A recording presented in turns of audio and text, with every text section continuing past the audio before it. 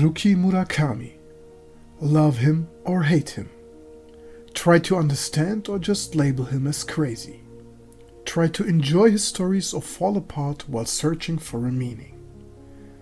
This guy polarizes. You either like his books or you hate them. There is no in between. Some readers are able to find a deeper meaning or explanation in his books and others don't. Those that don't give up and are disappointed in many cases. But do his magical stories and open endings really have a meaning, sense, or maybe a message for us? Many readers tried to capture one of these things until today.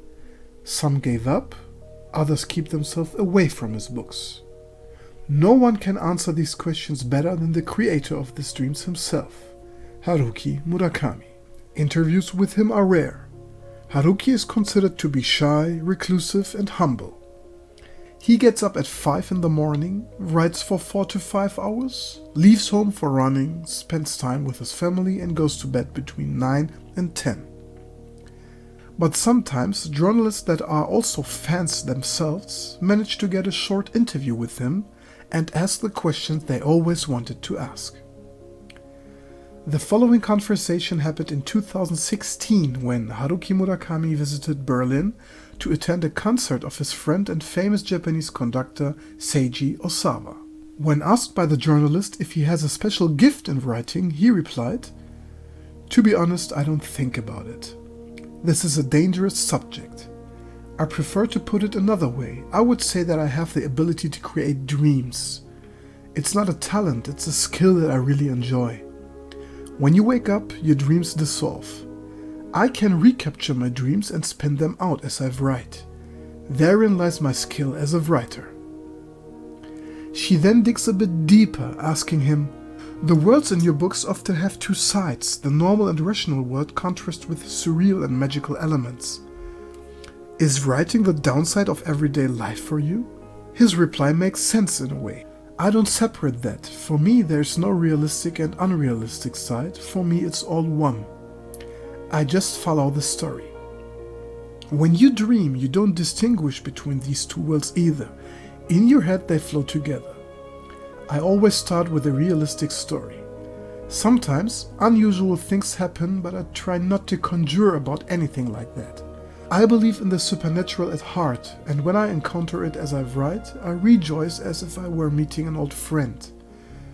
But I don't calculate that, I just watch what happens and write it down. That's easy for me. Observing and writing.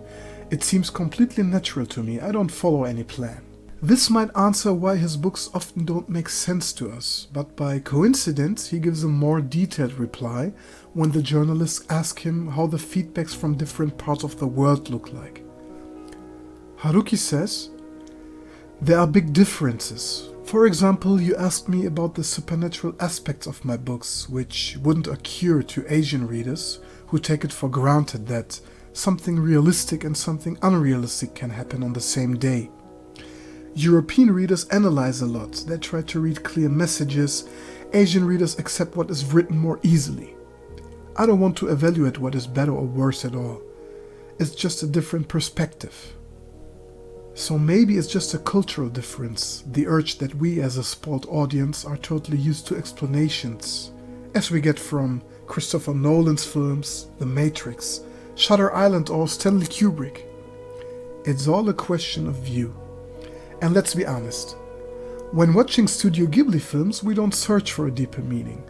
We just enjoy the crazy little things that happen on the screen, only because we see them. Reading a book takes more time and leaves more space for reflection. That's why we try to look for a deeper sense, and maybe we are disappointed if our questions may never be answered. Anyway, those that like Murakami read his books as if they are watching a magical movie. They just enjoy the pictures in their mind, escape their daily routine and feel overwhelmed by his stories that inspire us to sense our world in different colors, sounds, and perceptions. If you have enjoyed today's video, I'd be happy if you leave me a comment, a like, or even a sub. The next one is coming soon, so stay tuned and never stop reading. See you soon on Haruki Murakami Art.